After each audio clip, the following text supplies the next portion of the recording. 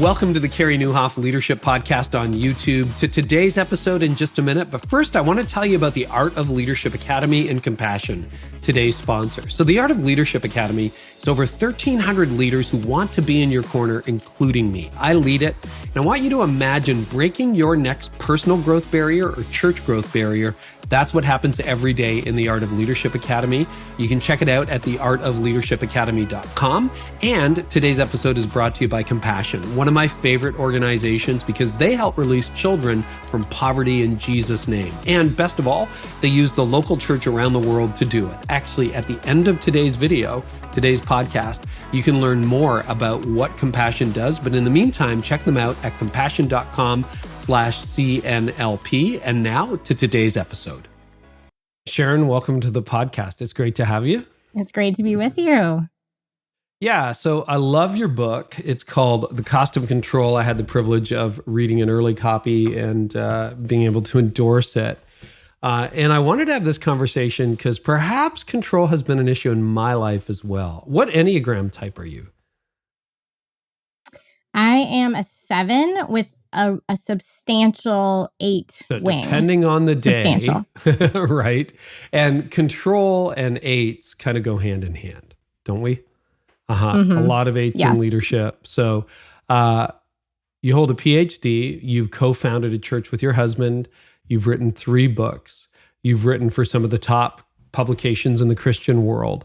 So with all that said, it sounds like you got things under control, but I would love to know, how has control been an issue in your life? Well, you know, it's funny. If you had asked me probably 3 years ago, I would have said that it is not. Okay, fair. I didn't think it was an issue for me. The way that I came to this topic was a little bit different route. So during the pandemic, you know, everything shut down, and I am watching how the people in my church are responding. And I'm watching how, you know, people online are responding who, you know, are followers of Jesus. And I'm noticing, you know, this is revealing a lot about how people are spiritually formed. One of the things I'm constantly curious about is how is our culture discipling us? And I felt like this is a great moment to really discover what's going on underneath the surface. And I felt like the pandemic revealed this deep intolerance for uncertainty, for unpredictability, and this huge idolatry of control. And so I could see this happening, and I realized, okay, this is something I really want to dig into. But I also feel that my best teaching comes out of conviction over my own sin. And so I kind of turned the focus a little bit back onto myself and started digging into, you know, my own heart, my own soul. And that was when I started to discover, oh, you actually have a major issue with control. But part of the reason you don't know it is because you are so good at it. And maybe this is an Enneagram 8 thing. I don't know. But I have a way, and I have a feeling this is probably true of a lot of leaders. I have a way of controlling people without realizing that I'm controlling people. And that was what I uncovered through this journey. Well, let's unpack that. How do you end up controlling people without realizing that you're controlling people? Well, one of the ways I discovered this was happening in myself, and I don't even think this is like an Enneagram 8 thing. I think this is actually a human thing, is I had this relationship with knowledge and information where I was running to it, expecting it to give me power and influence over the people that I was leading. And part of the whole book is this long meditation on Genesis 3, this moment where Adam and Eve, you know, reach for more knowledge, more power, essentially control in this moment that God has not given them, and just the fallout of all of that. And I look at how every time we reach for control to empower us or to soothe our anxieties, we're just reenacting that moment again and again and again, and in a lot of different ways. There's a lot of different ways we exert control. But at ground zero of that moment in Genesis 3, the primary way they reach for control is they're reaching for knowledge. And one of my takeaways from researching for this is I think that is possibly the number one way that we try to either feel in control or exert control in our lives. Even though we think it's power, I think it's actually knowledge. And so the way that this was playing out in my life over the last 2 years is Ike and I were leading through this pandemic. There's a polarized culture, there's division, there's an election, there's racial tension. Every decision that we are making is disappointing people. Every single decision is disappointing people. But I start to think, well, what if I walk them through all the scripture that we have, sought to inform this decision? What if I walk through all the experts in our church that we have sought wise counsel for? What if I point them to all the other pastors that we have spoken with? And I give them all of this data and I present it to them or, download it into their brain. Then they will change their minds and suddenly agree with me. And so it sounds really ridiculous that I thought that, but I genuinely was like operating from this position that if I just brought the right argument to them in the right way, that would change their minds. And what I soon realized is this is actually about control. I think knowledge has this power to change the people in my church that it does not have. And I was doing this again and again and again. But the thing that I also discovered, and this is the title of the book, The Cost of Control, is that in the same way that we are reenacting that moment in Genesis 3 again and again and again, we are also reenacting its consequences. And this is a rule of the universe now, that anytime we try to control something that we cannot control, it always comes with a cost.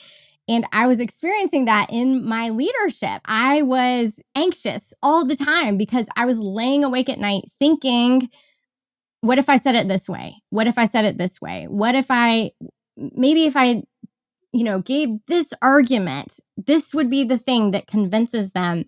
And then I was also straining my relationship with these people in the process because people don't want to be controlled. And even though I was doing it really gently, I wasn't yelling, I wasn't domineering, but I was trying to change them and they could tell.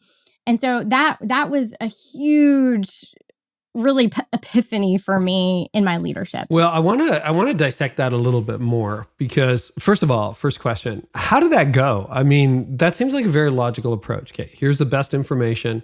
Here are the experts we've consulted with. Here are the other leaders in our field that we've had conversations with. And as a result, we're going to do A, B, C. Now, most leaders found that no matter how reasoned and measured they were, things blew up in their face because other people had other sources, right? So it's like, well, you haven't read this website and you don't understand, or you're a puppet for the left or a proxy for the right.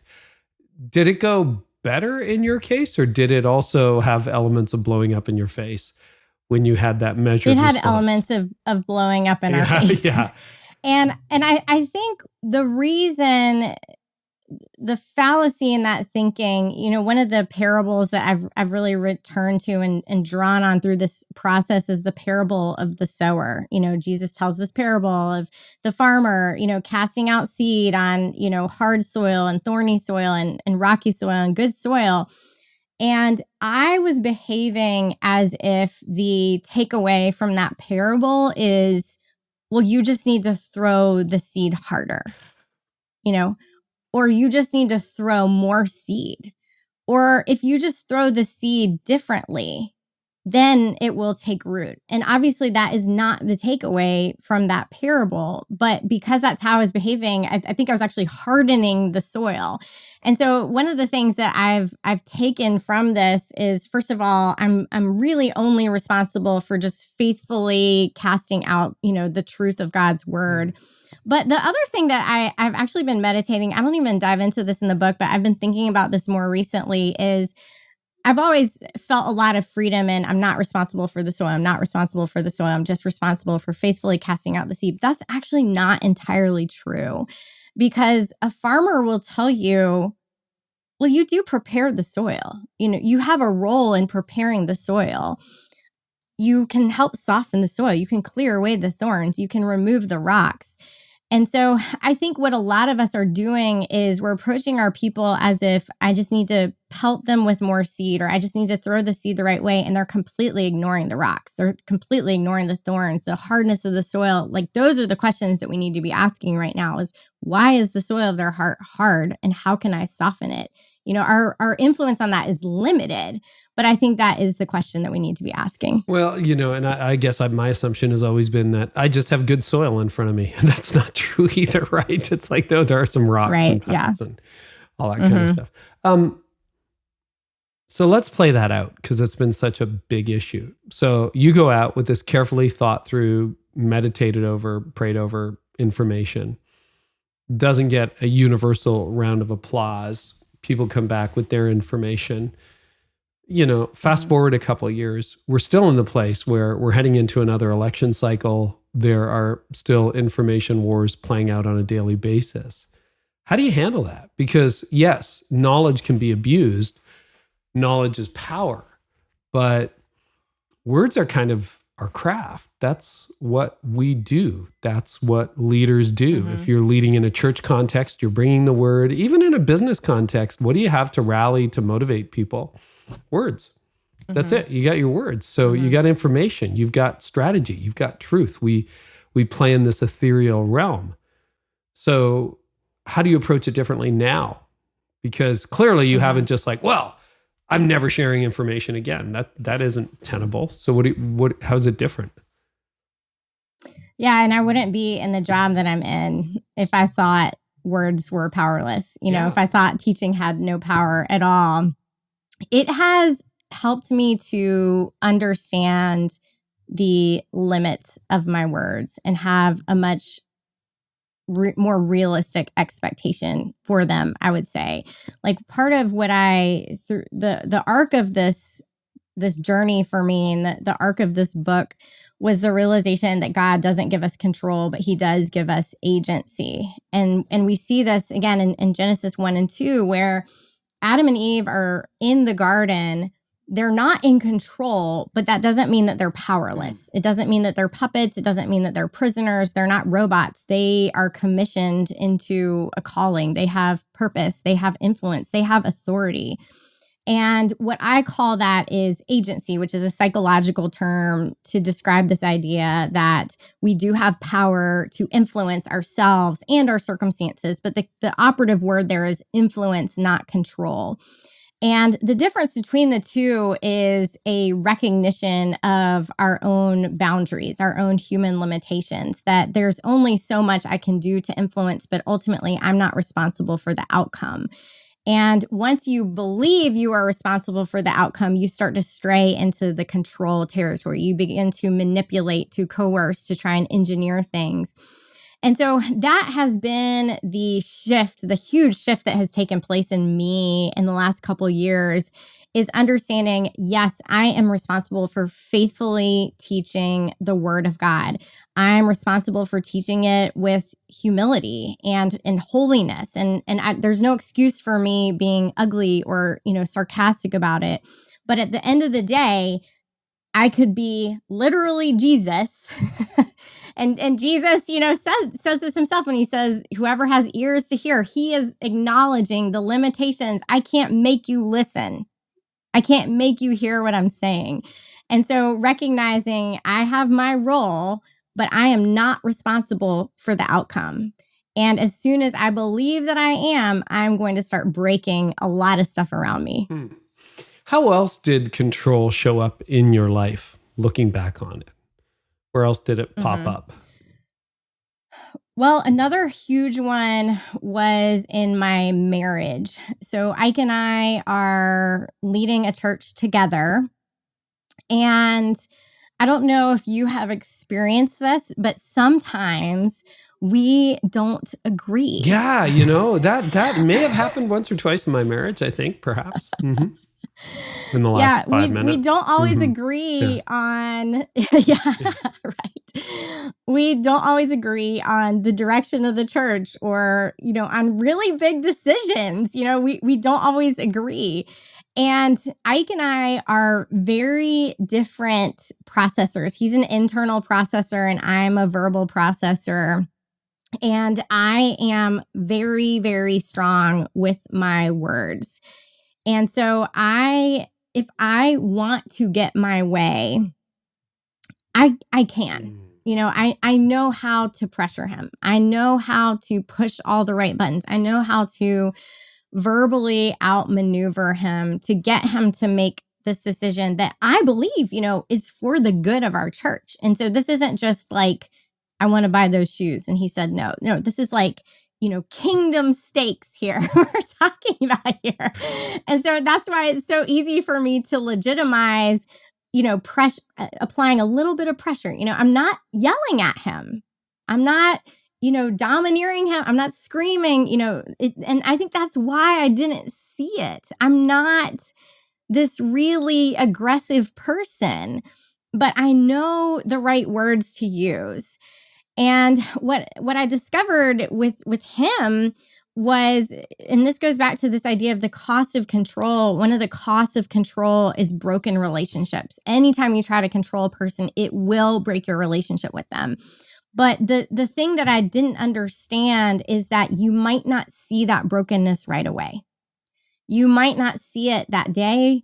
You might not see it the next day, the next year. It could be 5 years before you understand that bit by bit, by slowly controlling this person that you love, you have been corroding the foundation of your marriage. And thankfully, it's never gotten to that point of being that dire with us. But I did realize in the last, I would say 6 months or so, that working relationship, if we had stayed on that path, it would have done just catastrophic damage to our marriage. But it did it very slowly. It was like erosion, just that slow erosion of the tides. And so I realized that. And then that also caused me to realize this same dynamic is happening with my children. I am someone who, again, I'm not physical with my kids. I'm not aggressive with my kids, but I will use the volume of my voice to overpower my children. And again, I might not see the fallout of controlling my kids tomorrow or next year. I might not see it for 10 years from now. But that was really chastening to me to back off and realize, okay, what's at stake here? I can get this immediate yes, but the cost down the road is going to be so much higher. Did that ever show up in other relationships with staff that you weren't married to? Because we're cut from a similar cloth. I was trained in the use of words, law. That's what they do. They train you to use your words as weapons, right? And I'm pretty good at it. So I have to be careful. I just had a 360 review, and my big takeaway of that was, even when I'm on mute, I'm loud. That's just my personality. And I would love to know whether you saw that spill into, because I think sometimes we have different standards at home than we do at work. People see us for who we really are. Our guard is down. But I know a lot of leaders who feel controlled at work. Is that something that would sometimes show up in your interaction with other staff or volunteers?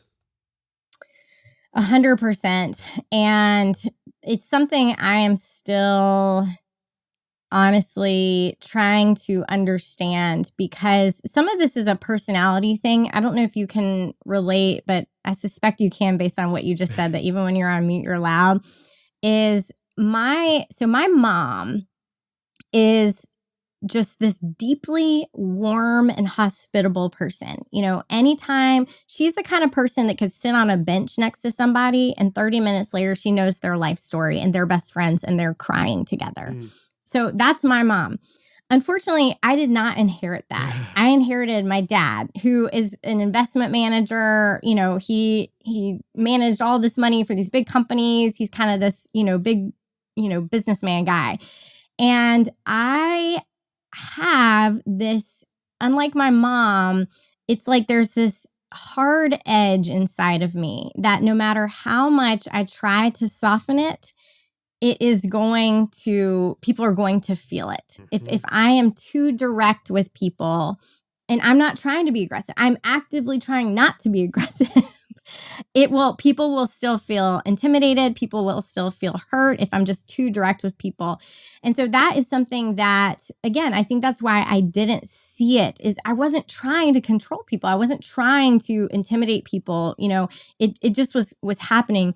But the other thing that I've really had to reckon with that amplifies this even more, and this is the case for anyone, whether or not you are like you and me, or if you are just a naturally hospitable person, is if you are in a position of spiritual authority, then there is all this added freight behind every word that you say and every decision that you make, because God's name is attached to it.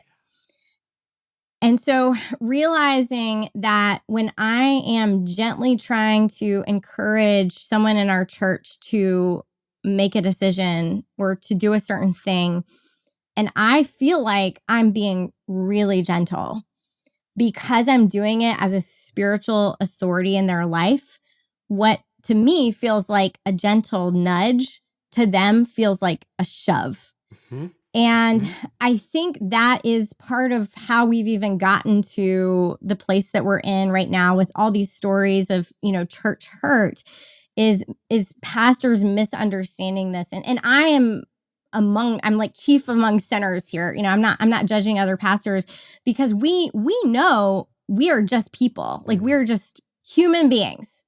There's nothing actually special about me. I'm just like any other human. But because of the nature of my calling and my title, the words coming out of my mouth just have a lot more weight.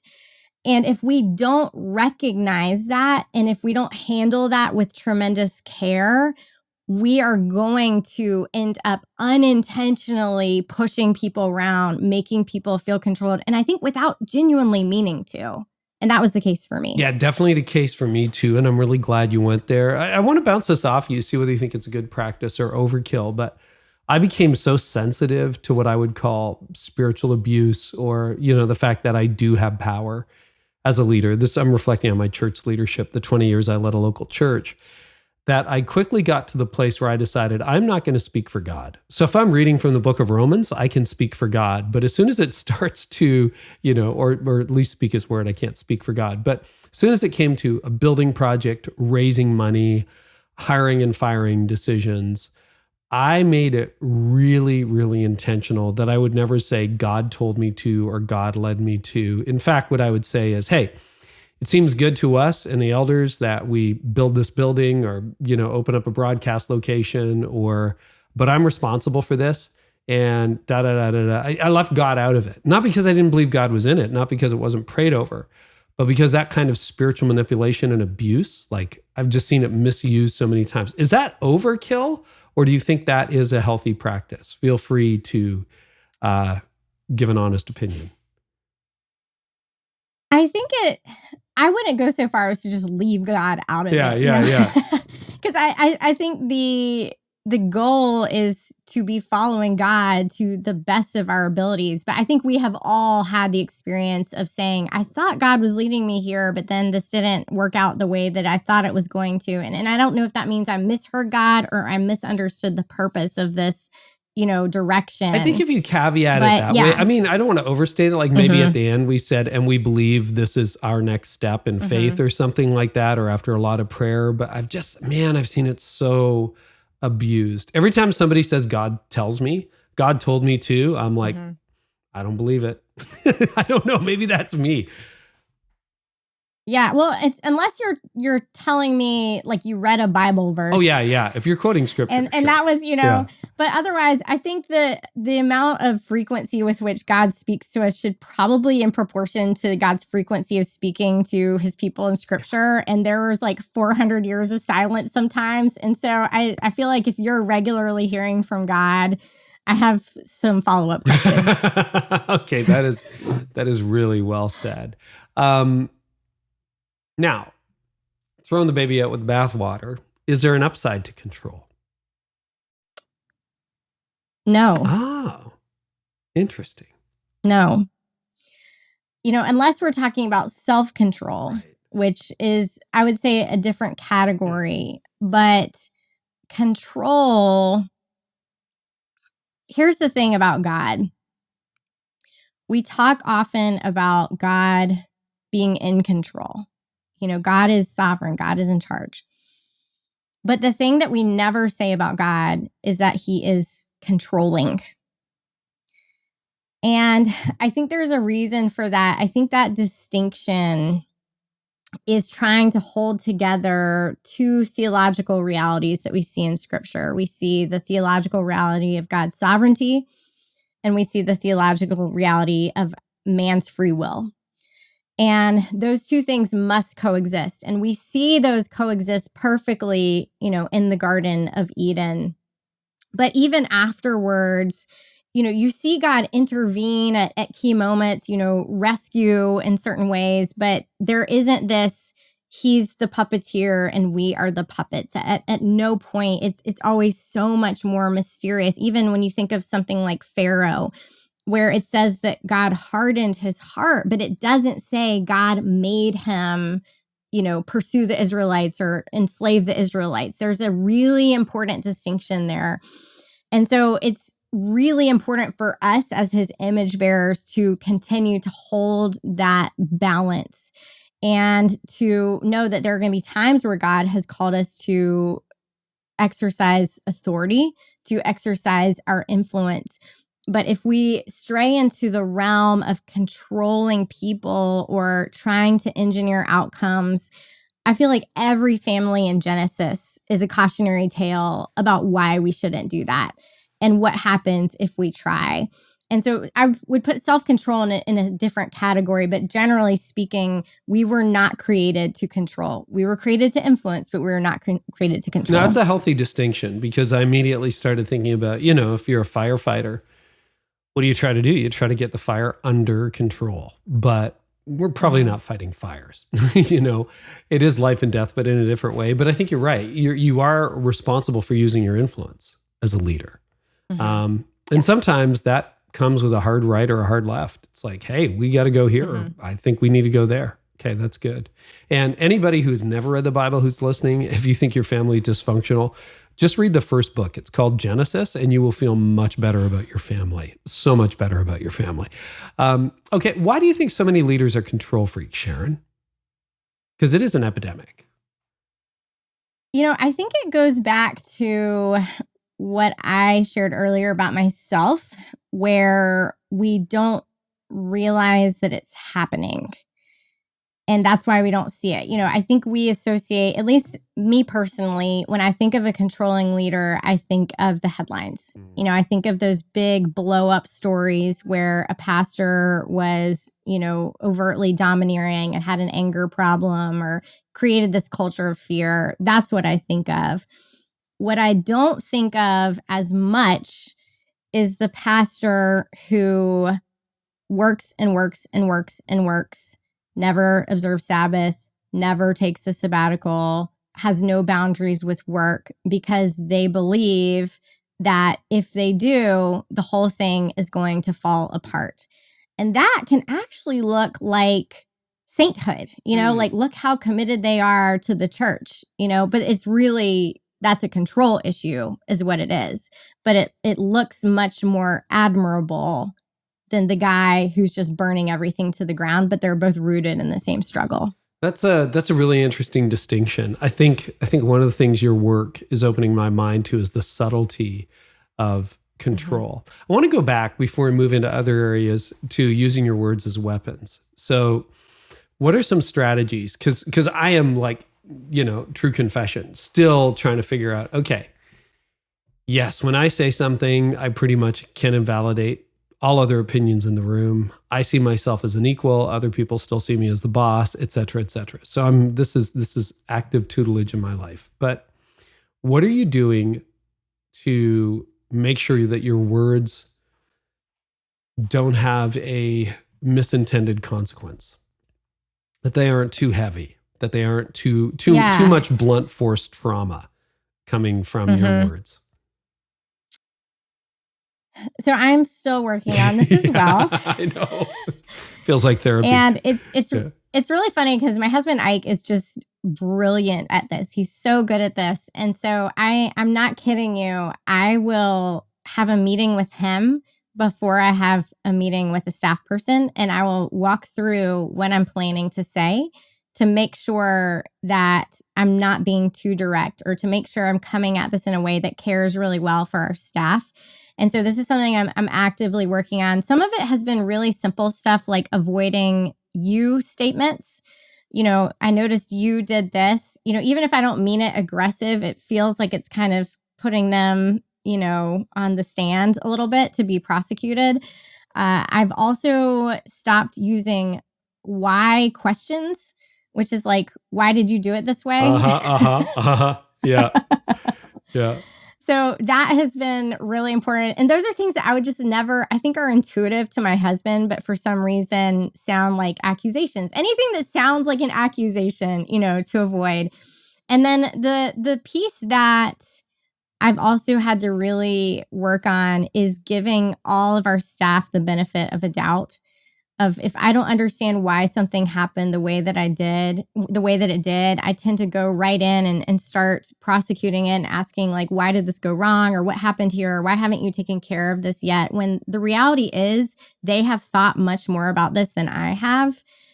And to come in that way sounds really condescending.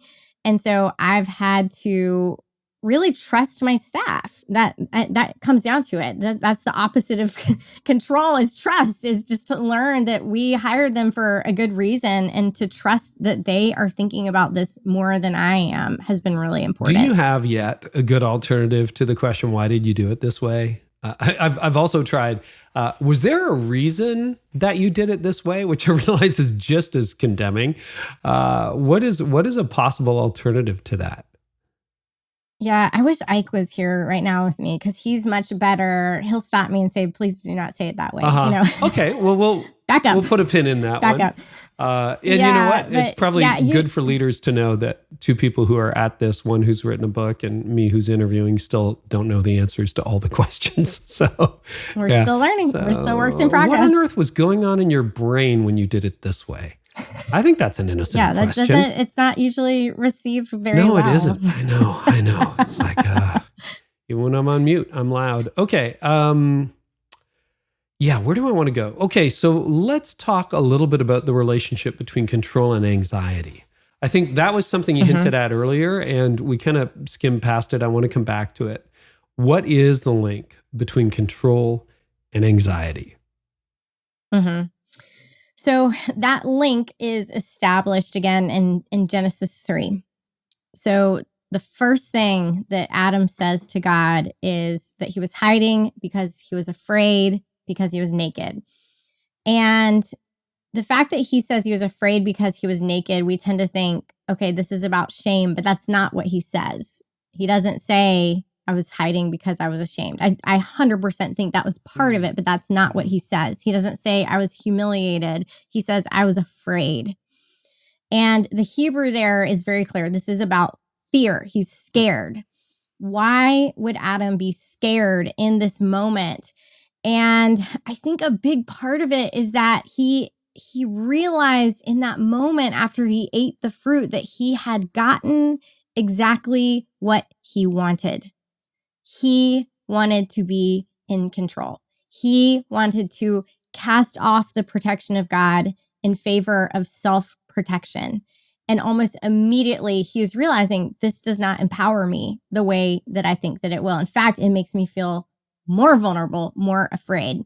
We reenact that moment anytime we reach for control to empower us or to soothe our fears in whatever way.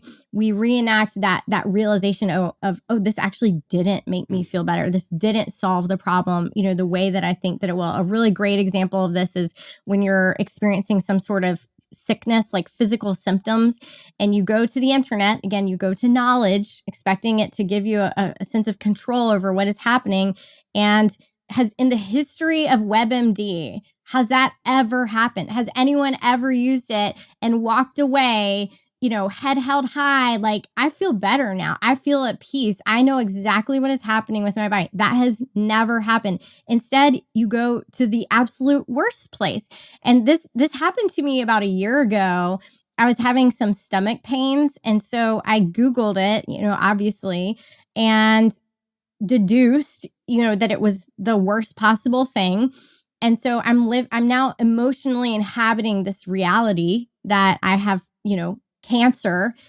So I go to my GI then, and I walk in and I tell her I've been researching, and this is the diagnosis that I'm pretty certain I have. And do you know what she says to me? She says, "Get off the internet." I have a lot of doctor friends. They would concur. That is the phrase "I've been researching" strikes fear. It's like, yeah, you don't have 5 years of med school. Get off the internet. The big eye roll. But yeah, when you go to, we have so much knowledge available to us, medically speaking, and yet it does not empower us. It doesn't, soothe our anxieties the way that we think that it will. It actually increases our anxiety more. And that's because there's this essential relationship between control or anxiety. Anytime we try to control something that we cannot control, it actually ratchets up our anxiety even more. And that's what I experienced with the people in our church. Whenever I was trying to control them, even if it wasn't aggressively, I was still trying to control them. And I was the one laying awake at night. Mm-hmm. You end up with 17 other diseases that you discovered you had while you were searching, right? 100%. So we had Henry Cloud on this podcast a few years ago, several times. And one of the things I remember discussing, and I think this was in the early days of the pandemic, we were talking about anxiety, we were talking about a loss of control. And one of the things I think, I was talking to Henry, like the bookcase behind me, if you're watching this on YouTube, the world felt like it was on fire, like it was just spiraling out of control. And so I went there to the bookcases and one afternoon just rearranged all my books so that they were kind of up to date and looked better, and got rid of some ones I didn't want to have anymore. And he said that was a really good response to control, that when there is no order, we seek to create order, that was super healthy.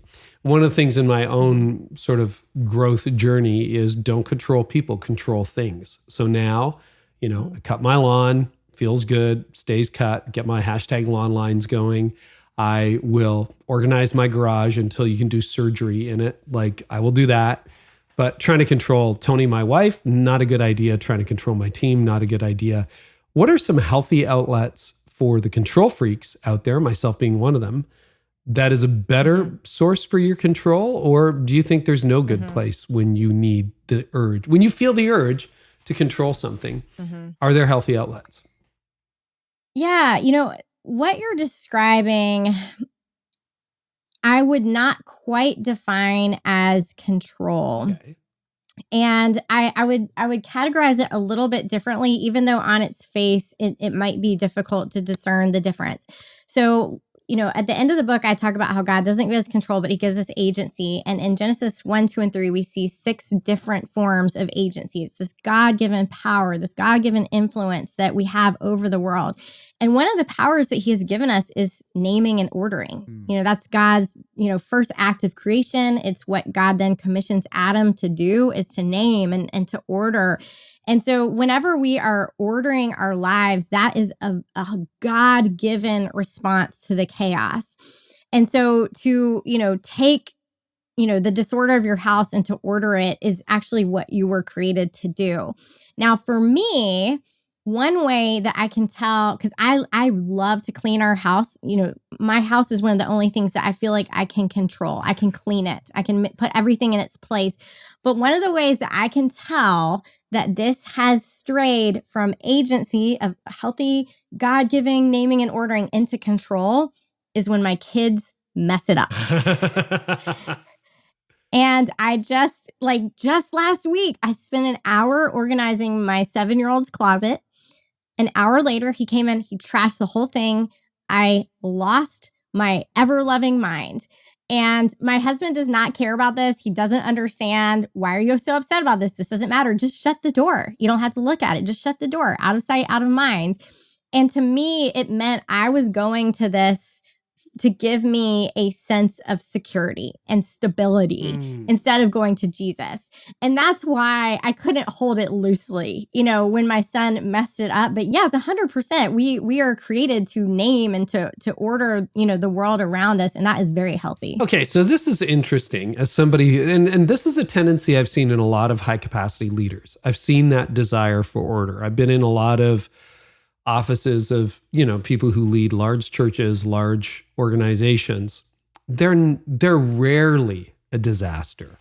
Usually, if they have books at all, they're all carefully orchestrated, et cetera, et cetera. This need for order seems to be a personality trait of a lot of leaders. And I totally appreciate, hey, I cleaned up that closet for me, not for my 7-year-old. But on the other hand, we don't live, I think if we live in a constantly chaotic and disorganized world, that there's something, as I always joke with my wife, there's no magazine called Worse Homes and Gardens or Cluttered Homes and Gardens or, that kind of thing. There's something about the human soul that craves a little bit of order. Do you know where that line is? Do you know when? Because I agree. I have a past, and I've talked about it, where my need for order became toxic to my family. And it's still a trigger for some of them to this day. So hopefully it's better channeled now. But where in your mind is that line where something healthy and God-given becomes something dysfunctional? I think it's when order is no longer in service to something, but it becomes an end in itself. I think that's when you have a problem. And so running your church, running your organization with appropriate systems and processes is just caring well for your staff.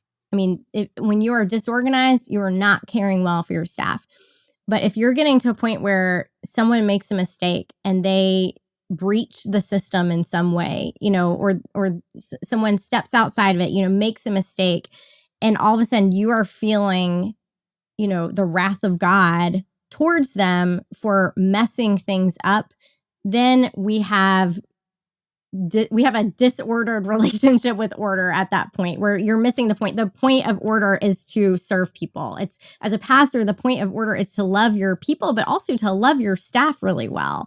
And so if order is now getting in the way of you loving your staff, I think that should be a signal that this is now about control. No, and a good example of that is, I'm thinking of Dropbox. We have a really well-ordered Dropbox filing system for the company. Same with Google Drive. And if people just start leaving things randomly, you're right. It's a total disservice to your team. Nobody can ever find anything, but super helpful. Anything else you want to say about agency? I think that's a really important word. Let me think for a second. Do you have any other questions about it? Well, yeah, I'm just wondering. I'm trying to get us out of the control mode and into agency. I think about agency often. I listen to Tristan Harris and people in Silicon Valley who worry that with the way social media is running us, the way the media is running us these days, that we're losing agency, which is the capacity to think for ourselves. And so, I love your idea, Sharon, of leadership being influence. I think that's a time-tested idea. It obviously stacks up, but I'm just wondering about how agency plays out in your mind. Yeah, well, I mentioned 6 different forms of agency, and several of them, naming and ordering those are strong action verbs. But not all of the agency that I name feels that way. So to give you one example, based on what you just said, one form of agency that I name is restoring limits, setting limits. And we see in Genesis 1 and 2 that Adam and Eve are operating within limits. And that is why they are flourishing. They're the freest that any human beings ever were was not in the absence of boundaries, but because of boundaries. And so to get back to that place of human freedom and human flourishing, we need to operate with boundaries. And so one way that we can exercise our agency is by restoring boundaries in our lives.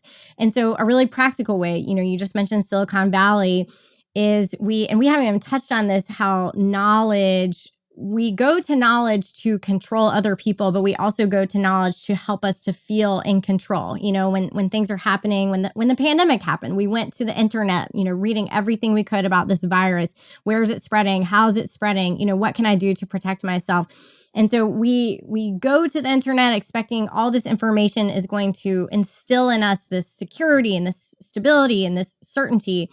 And it does not do that. What it does instead is it overwhelms us. We are completely overwhelmed because we have this godlike omniscience now without godlike omnipotence.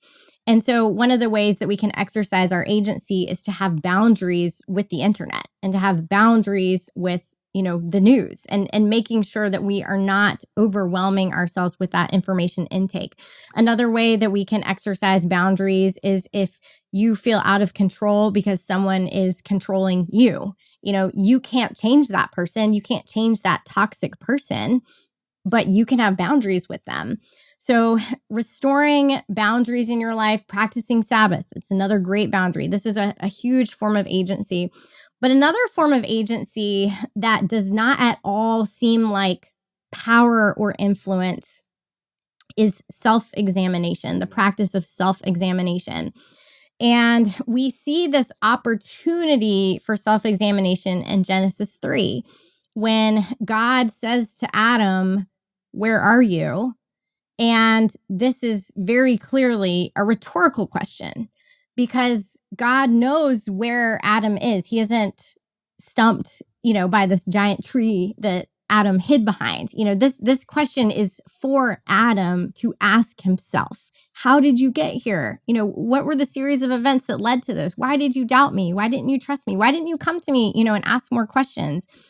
Adam is not able to do any of that internal work. Instead, he just points his finger to Eve. He blames. And that was such a crucial moment for Adam, where if he had been able to just pause and ask the question, why did I make this choice? How did I get here? And instead he shifts into, I'm going to manage it. I'm going to fix it. I'm going to blame somebody else. I'm going to hide, whatever it is. And that's what control does. Instead of self-examining, asking, why do you feel this way? Why did, when this person dropped all the things in the Dropbox out of the system, why did it upset you that way? Because you go to, it's them. They didn't honor the system. And God's asking, yeah, but this isn't life or death. This is Dropbox. Why are you so upset? That is the work of self-examination that is so important for us. And that is the thing that can disrupt that control anxiety cycle. And so that's a really powerful form of agency that is also available to us. How have you and Ike navigated boundaries? You have 3 kids, roughly ages 4 to 10 is the range. You planted a church, you lead a church, you've led through crisis. You probably have 15 different inboxes between all your social media channels where people are pinging you day in, day out. Can you do this? Can you do that? How are you navigating that as a young family? It has been hard, I will say. It has been hard. This is a hard season with the ages of our kids, and then church planting. And then our church only existed for a year and a half before the pandemic hit. And so it has been a lot. And there was a season where it felt impossible to have boundaries because our kids were home, But in normal circumstances, we are very rigorously committed to observing Sabbath, to, having at least a day where we aren't just off from work, but we're actively enjoying one another. We have a weekly date night that we are religious about. We don't talk about work at home. And this has been really important for us, because what would happen would be we would be in the kitchen cleaning up at the end of the day.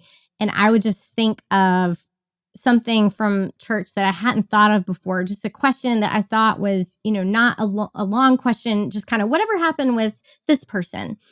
And it would take Ike emotionally right back into that whole situation. And so I had to learn also, so that work isn't invading our marriage, we have a meeting, just the 2 of us, where every time one of those questions pops into my brain, I write it down in my phone under a list for our meeting together. And then that is when I can ask those questions. And so we've sort of fumbled our way to that as well. But the most important thing that I've had to take away, and most people probably won't relate to this is unique to a married couple leading together. But for the first several years of leading together, I would think, okay, I need to figure out when I am supposed to have on my pastor hat and when I need to have on my wife hat. And if I need to have on my wife hat, I need to not be operating as a pastor. And so I was constantly trying to negotiate that with Ike. And at some point, I had the epiphany, I can't take off my wife hat. I would never say to my kids, am I engaging them as their mother right now or as their pastor? I would never say that. Good point. And so I had to realize to some extent, I can't just be another staff person to my husband. Like I will always be his wife. And so I really need to prioritize that and not let work invade our marriage. And that has taken a lot of work to protect. When you have your Sabbath or other designated times, have you just told your church, don't bother us on Saturday or Friday or whenever the day is? Or what do you do with the inbound that probably inevitably shows up on that day, including text messages? Yeah, we have. So my husband is the chief kind of contact for any emergency. And so he will generally actually turn off his phone and his notifications. And if there's an emergency, then they can still contact me that way or contact him through me. But he's actually really good. He will, when he goes to bed at night, he leaves his phone downstairs. He will just not even check his phone at all. Yeah. So, and your church is just fine with that? Mm-hmm. Yes. Yeah. I mean, we created that culture. That's the gift of a church plant, is just doing that pretty early on. For a leader that maybe is not in that space and who wishes they were in that space, are there any other tips or tricks you can advise them on? Like, how do you set expectations? I went through that journey. I mean, obviously technology wasn't what it was in the mid-90s to the mid-2010s when I was leading a church. But, people have a way of showing up at your doorstep when it's convenient to them and texting you when it's convenient to them. And we figured that out. But what for a leader who is stuck there right now, who's like, yeah, I'm getting bombarded 24/7 and I feel like I have to sleep with my phone. What advice do you have for that leader? I can only share what we have done since I haven't been in that exact situation, which is to undergird our practice of Sabbath with a biblical and theological vision. So this isn't just we're doing it because we're exhausted. We're doing this because we need a break, but we're doing it because God commanded it. And part of the reason he commanded it is as a gift to us, but also so that we as human beings can honor the right order of things, which is that we are not in control of our church. And the church does not rise and fall on me and Ike. It rises and falls on Christ. And so do you preach that? We do. Oh, wow. Okay. Yeah, we say it, and we say it regularly. We take the week after Christmas off. So that following Sunday, we just don't meet. And then this started with the pandemic. So I don't know if we'll continue forever, but we take the week of the 4th of July off as well. And some of that is we are coming out of this just brutally exhausting season of ministry. And we want to really guard the energy of ourselves and our staff. But every time we make the announcement, we will not be meeting. Next Sunday is a Sabbath Sunday, and this is why. And then I cast this theological vision for it. And so I think that's been really helpful. Sharon, before we close out, there's a couple of subjects that we didn't really touch on that I think we should probably get to, which is autonomy. How have we confused control and freedom and autonomy? Those three words get pushed around. And you also, I kind of enjoyed it. You took the prosperity gospel head on. So I want to get there too. But let's start with autonomy. So I have a section of the book where I look at different forms of control, different ways that we try to exert control or feel in control in our lives. And we've really circled around knowledge and information as a big one.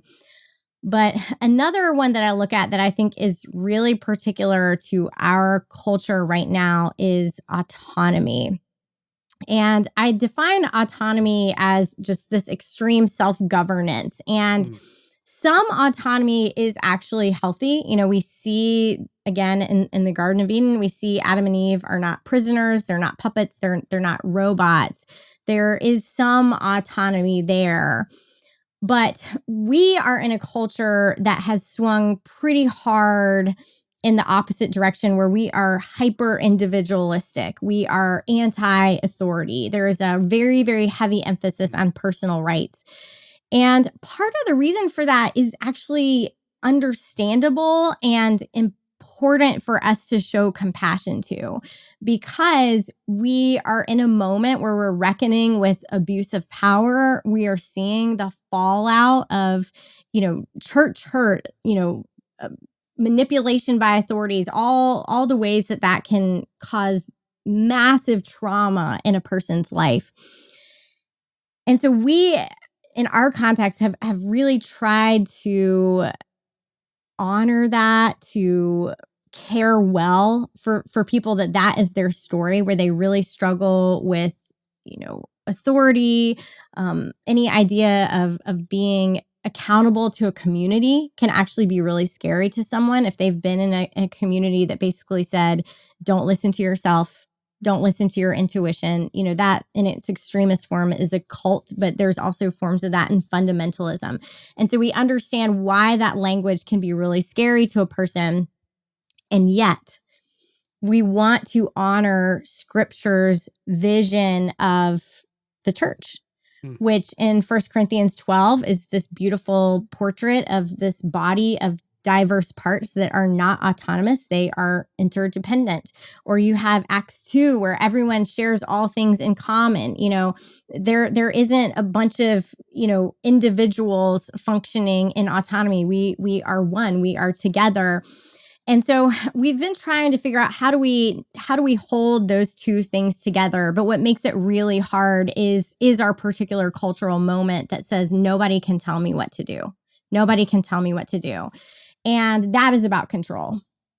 Well, and that's often when you see, because we've touched on it, when you see a leader fall, that often happens. It's like, I'll rehabilitate myself. The best book I've read on that, and it's not that I've read terribly widely, Gordon MacDonald's Restoring Your Broken World has an amazing chapter on restoration. And you're right, it's about community. So you also take a moment to talk about the prosperity gospel in the context of control. Where's the link in that? Yeah, that's another chapter on ways that we control, ways that we exert control or try to feel in control. I look at theology, and again, when theology is used to control people, that we would call that a cult, or we would call that false teaching. But a much more common way that we use theology to give ourselves a feeling of control is the prosperity gospel. And the voice that has really helped me in this has been Kate Bowler. I don't know if you have interviewed her. Or no, I haven't yet. Work. On the list, but no success to date. So she has a book called Everything Happens for a Reason and Other Lies I've Loved. And she does a really great job of explaining how pervasive prosperity theology is, even for those of us who would say that it is wrong and that we should not espouse it, how common this thinking is, where we have this transactional relationship with God, where if we just are obedient, if we are just good people, then good things will happen to us. And we even see it in the disciples. The disciples espouse a prosperity theology when they encounter the man born blind, and they ask, who sinned? That's the first question they ask, is who sinned, to explain why this man is blind. And that is prosperity theology. All that is prosperity theology, thinking he must be blind because somebody did something wrong. But what is really going on in that moment is the disciples are reckoning with their own vulnerability in an unpredictable and broken world. and they are narrating reality in a way that makes them feel less afraid. Because if there is a reason, if I can point to a reason why this man is blind, then I just don't have to do that thing. And that is about control. That makes them feel more in control in the world. And that, once I saw that, I realized, man, I do that all the time. When I'm scrolling through social media and I come across a really sad, really tragic story, but then I start to think, well, maybe this happened to them because of where they live, or maybe this happened to them because of this decision that they made, or because of the way that they parent, whatever it is, that is a form of prosperity theology. But more than that, that is me trying to make my world feel less out of control. Because if I can blame this thing, then I can avoid that thing. And you can feel safe. You can feel like this will not happen to me. Wow. 100%. Yeah. So that's even a lot more subtle than the, hey, if I give you $1, you'll give me 10. Like this goes very deep.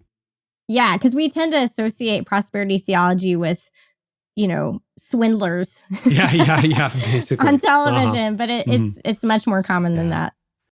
Well, Sharon, this has been a rich conversation. Anything else you'd like to share? You were saying earlier about order and how that can be good. And I think that's actually a really beautiful place to land this conversation, because control is one of those things where we associate it with idolatry, we associate it with sin, and that's why we shouldn't do it. But part of the reason we struggle with control is that we live in this post-Genesis 3 world, but we were created for Genesis 1 and 2. And so yearning for stability, and we've this whole conversation has been about leadership. I'm sure there are people who have loved ones, adult children who are struggling with addiction, or who are about to marry someone that they wish that they wouldn't, maybe have a spouse that betrayed their trust in some way. And so this hits home in a very different way, where you're wishing that there was a way that you could guarantee their safety, or you wish there was a way you could guarantee that they would not betray your trust again. And that desire to control the situation, at the heart of it is not sin. It's the fact that you live in a broken world, and that your soul was created for security and for stability. And so the pain that you're feeling right now is not necessarily idolatry. It's just this echo of that Genesis 1, Genesis 2 world that you're created for. And so I would love to end on that note of grace, to say that where we go off the rails is how we pursue that stability and security.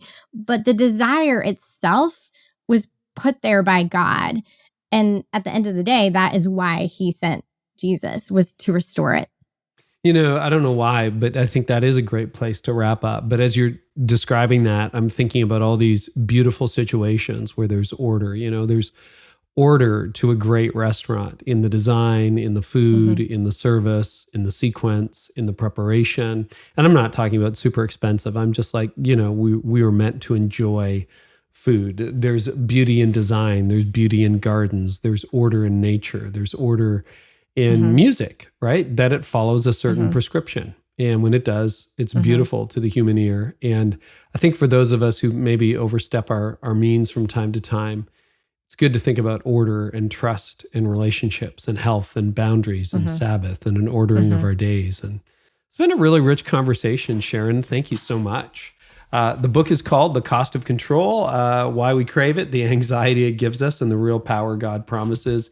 It's practical as well as theological. Your PhD shows up in the book, and I appreciate that a lot. Where can people find you online these days, Sharon?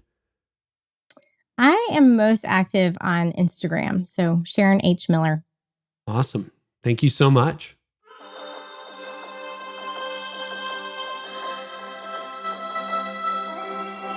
It's a completely different experience when you see it face to face. Being able to see how a child and how families are taken care of through what happens within the context of the local church, and seeing how compassion comes alongside local churches to empower them to make a difference. One of the significant things that compassion has done in the life of our church is inspire people to understand that the gospel, the real gospel, requires justice and it requires mercy. Our partnership with Compassion International has just taken our external focus to a new level as a church, which I felt God wanted us to have. And there is an energy in our congregation about making a difference on the other side of the world. At the end of the day, I'm a local church guy. I think it's one of Compassion's distinctives is all of their work is done through the local church on the ground. As you come close to people in the global world, God will teach you things about yourself that you would have never otherwise learned. And so it's beautiful to be able to come alongside Compassion so that you can grow in your view and your perspective of God. I see Compassion as an on-ramp, and it's really given us the opportunity to share the importance of sharing with others. It's really increasing our capacity as an entire church to love and to look beyond our own selves and to see the needs of others. I look at Compassion as a real gift to how we could really shape and impact the heart of our congregation to be more in alignment with the heart of God. This is a great partnership. It's a great tool that helps get people to join in something that's building the kingdom of God. Our partnership with Compassion, it really allows us to see and do what the Bible calls us to do. And that's what we want at the end.